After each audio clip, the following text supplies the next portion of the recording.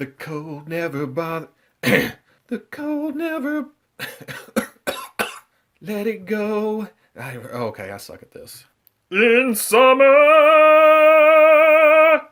Nailed it.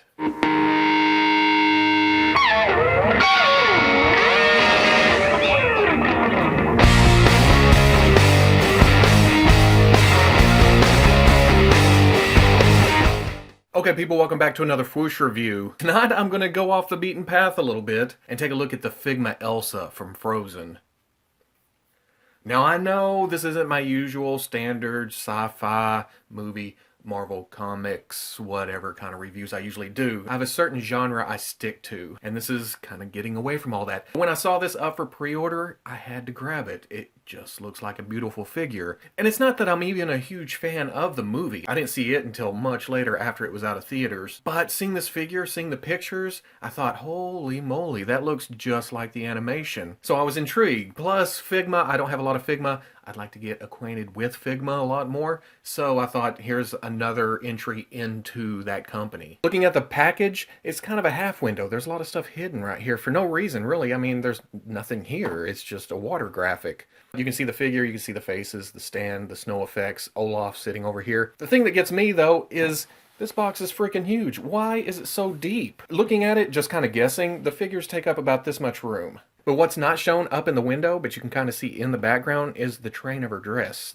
I guess it's called a train. I'm not a dress expert, but the long flowing part of her dress seems to be back there. On the side, I'm assuming this is the figure. This is what I was talking about, and it is the figure. You can see the articulation and such. But when you glance at it, it looks like the actual movie, the animations. On the back, we have the action shots, pretty much all the promotional pictures that went out when the pre-order went up. Down here's a bunch of unreadable stuff. It probably says something like, do not taunt, do not make fun of, because it may turn on you and make your hair all white or freeze your heart or something. On the other side, another picture of the figure looking all fantastic. On the top, it's just a picture of the side, which is another odd choice because when you get to the bottom, it's a different picture. So yeah, the box, it's a little bit befuddling, but that's the package. I'm going to open it up, get rid of this space wasting box, and see if the actual figure is up to par. Yeah, getting it open, that's a lot of plastic. You can see the figures only go right here. Then there's the train, which it does look a little bit wide, but man, all this space right here, it's just kind of, yeah, I don't know. Out of the package, it's essentially two packages. But when it comes down to it, and I actually think about it, there's not really another way that this could have been packaged. So yeah, not a huge deal. It's just that when I opened the shipping carton and I saw the box inside, I was like, whoa, does she come with the rest of the cast?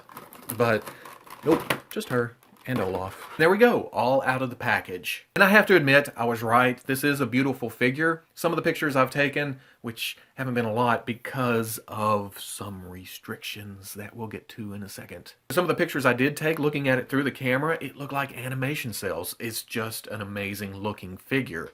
And I'm gonna stress the looking figure. Yeah, there's some things that just straight up chap my hide. But looking at it, the paint's beautiful. The fade in from the lighter green, or well, lighter blue, aquamarine, greenish blue, whatever it is, light to dark. It's a nice fade going down the dress. The sleeves being a different color, it's all nice and solid. I'm pretty sure the plastic is molded in that color, but it's a beautiful color there. The skin tones match the animation perfectly. Just everything is in its proper place. Now, I do have kind of a problem with the glitter on the top, and I kind of thought I would. Looking at it in the package, I thought, oh, that's glitter. That's going to be on my fingers. And it hasn't been terrible. I've just noticed a couple of flakes here and there, but it has come off a little bit. Moving over to Olaf, same thing here. The paint, the sculpt, yeah, it's a clean paint job. It's white plastic with some orange, some brown, some black, but it's all applied cleanly. And then the sculpt, yes, it's Olaf. But we'll take a look at Elsa first. Move Olaf over here out of the way. My big thing here is this, and it probably won't do it now that I'm actually trying to make it do it. The hands do not have a mushroom peg on it. You put it up in there, it's just kind of friction holding it in there. This sleeve part is also a separate piece. So you have to punch the hand peg through that piece and then push it onto the arm. And most of the time you're going to get a gap, and then there you go. It's just, it doesn't work. And it's infuriating because you'll be trying to get a pose and the hand will just come off. You push it there and it gets tight. But because of this sleeve piece, and it adds a little bit extra weight to this, and it just wants to fall out. But if you leave it off, which I'm perfectly good with leaving it off, it doesn't have to be 100% screen accurate, especially if it's just going to make me mad every time I try to move it. And I like that. It doesn't make me a bit of difference. Oh, those are missing. But at the same time, it's avoiding throwing this through the wall situations because I hate it when stuff falls off a figure. Also, looking down, now that I'm leaning forward holding the figure, I can see more glitter down here on my desk. My other big thing, which was kind of predictable, I didn't know how they were going to do it, but it ended up being like I thought it was going to be, is the skirt. And it's just 2 pieces of plastic, and it's not really soft. So having articulation in the legs is kind of pointless because you're really just fighting the dress. The dress does help her stand. If she's going to fall, she hits the dress before she topples all the way over. I kind of like that, but you're not going to get any hip movement. It looks like there's hip movement up there. And then as far as my other gripes, those are accessory gripes. We'll get to those after I go over the articulation here. There's a hinge and swivel up in the head at the top of the neck. You can swivel. You can look down. You can look up. Now her ponytail here, it is on a ball joint. So any way you turn the head, you can adjust the braid to lay correctly. It's not sticking up in the air like as if it had been one big sculpt piece. The shoulders are a ball going into the torso that come out to a hinge and swivel on the end. So you get rotation inside the torso, and then on the outside, you get hinge up, which past 90, I'm good with that. And then swivel around. The swivel wants to turn more on the ball in the torso, which is not a big deal. If you need it, there's swivel down here too. Single hinge at the elbow, but it swivels top and bottom. Bottom not so much because it's hugging the hinge joint. Do get up past 90, and then you have swivel there too. The hands are hinge and swivel. You can hinge it. You can swivel it. There's a ball joint at the waist. It gets a good range of movement. The hips up there look like they're on balls and swivels and hinges, but like I said, you're not going to get any movement out of those. Hinge knee, which if you really get the dress cranked out there, you can get up past 90. There's a swivel at the ankle. There's a hinge that goes back to there, up to there. And then there seems to be a forward-facing pin for rocker, but you can only get there to there. Moving over to Olaf, like I said, I like this sculpt. It's pretty much Olaf, but in the articulation department, it's not great. Arms are on a ball. They go up to about right there. This feels weird going over articulation in a snowman, but it goes up to there, swivels all the way around. So you get a little bit of movement there, and then the head is on a swivel. For accessories, he comes with a stand, which is needed because as easy as it seems that it would be to just flatten the bottom of the feet, for some reason, they rounded him off a little bit. I got him to stand just then, but he is very just topsy-turvy. He's a weeble wobble, but he always falls down unless you just hit that one spot. But the stand has a problem too. The ball going into the bottom, it goes in pretty good, rotates around, but the ball that's supposed to stick in Olaf's back doesn't really stay in there. It doesn't lock in. You can get it in there, but it's not a lock. If you try to move it around on that ball joint, it just comes off.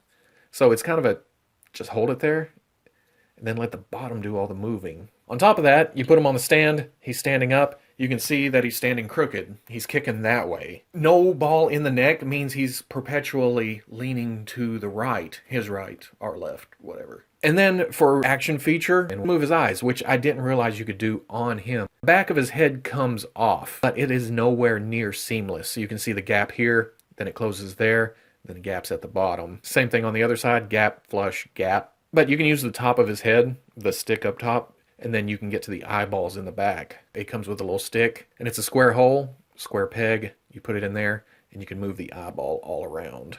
And that's a nifty little feature, but I'm not very OCD. Okay, maybe I am in a couple of areas. My big area of OCD is eyes being straight on action figures. I could sit here for 15 minutes messing with this and I probably still wouldn't be completely happy with it. But in my old age, I've learned to just put things down and just let it go. Yes, I worked it in. I've been waiting the whole review to work that in somewhere.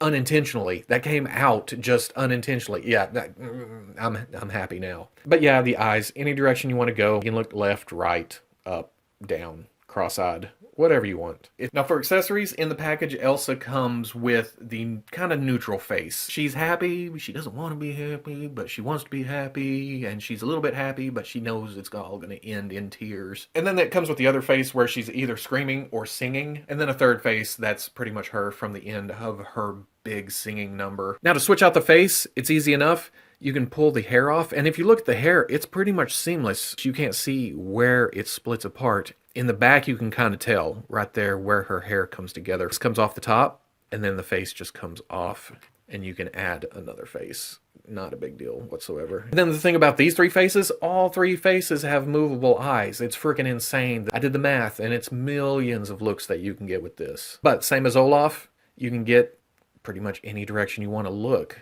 And it's a little bit extra on Elsa because she has a highlight in her eye. So because these are square, you can make that highlight go in any direction you want. If you take the cocky grin face and put her eyes either looking up or down and her cocking her head that direction, yeah, you can make her look full-on evil. And then she comes with several sets of hands. She comes with two, not really fists, it's a clenched hand. She comes with two karate chop hands, singing pose hands. It's kind of, I don't know.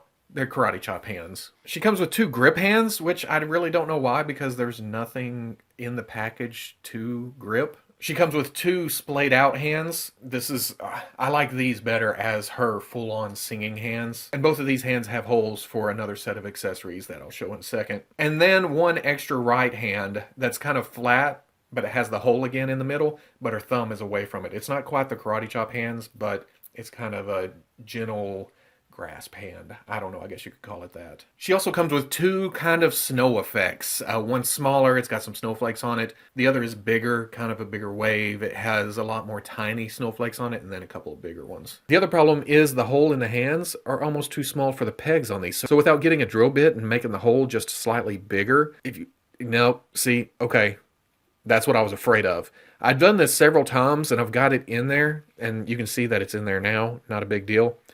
But I stressed the top of the peg here. And on this one, I actually broke it right here. It didn't break all the way through, and I've super glued it back together, but you can kind of see the white line right there, right there. That's from trying to force this into the hole, and I got back a little too far, and it snapped it. It's kind of nifty when you get it in the right light and kind of make the plastic disappear, like there's snowflakes actually floating right there. But any other angle, you're going to see it as a piece of acrylic. And then her last accessory is the train of the dress. This is really nice looking. The clear with the glitter in it, kind of a blue, and then the paintwork on it is all really, really clean. And it's actually in three pieces. Technically four if you want to call the mount a separate piece. There's the center piece, and then these two side pieces are on ball joints. A problem here is this one unpegs really, really easy. It's gonna need to have a drill bit run through it or something because it just does not plug in there. You can kind of get it in there, but yeah, it doesn't do anything. You can put it in there, plug this onto here, and this looks good. If you're going to put it on the shelf like this is perfectly fine. It stays as it's supposed to, as long as you don't just pick it up, which don't touch the toy, you may break it. You notice I have my thumb holding it on as I'm moving it around. It also acts kind of as a stand to hold her up, but if you pick it up, it's going to come off. For comparison, here she is with the only other Figma figure I have open. I don't know why I'm making this comparison. Pretty much Figma to Figma. That's the only reason I'm making this comparison. Hulk's huge. Elsa's kind of small. So here she is with the Marvel Legends Black Panther. This is pretty much their standard Bucky cap body. I'm not going to be mixing Disney animated with comic book characters on the shelf, but I feel like more people have this figure, get an idea of the size. Elsa does come in a little bit small. And then here she is fittingly with the Hoth Snowtrooper. I'm displaying these together. No, I'm not. So at the end of the day, despite all of the gripes I have about this figure, you can't use the hips, you can't hardly use the legs, the hands fall off when you use those funky sleeve things. Now that I'm thinking about it, now that I've had time to sit here and look at it, those sleeve pieces should have been part of the forearm. Yeah, it would have kind of got in the way whenever you're turning the wrist, but that's a whole lot better than what is going on now. And then Olaf just being kind of a statue with some movable eyes and arms. And then Elsa's train. I love the look of it, but its usefulness is limited. When I finally dig out the drill set, I may feel differently about it. But right now, it's just cumbersome. It gets in the way. Saying all that, I know that's a lot of gripes, but this figure is beautiful looking. It's amazing. And the articulation that is out in the open, it's not hindered by some part of her wardrobe. It's great. It has a great range of movement to it. It's aesthetically pleasing and it's useful. I'm especially surprised at how well the head moves around with that big braid coming over her shoulder. Just the little bit of articulation they put into that braid works perfectly. It allows you nearly full range of movement on the head. And then throw the movable eyes in with all that head movement, and like I said, you have a million poses you can do, a million different looks. And standing on the shelf, Olaf and Elsa, it catches your eye. The glitter kind of sparkle, it draws your eye to it. And then the colors, the look, the sculpt, it keeps you looking at it. So I don't regret spending the money on this at all. But that doesn't mean I can't gripe about it either. So if you like the review, comment, like, subscribe. I'll catch you on the Fwoosh.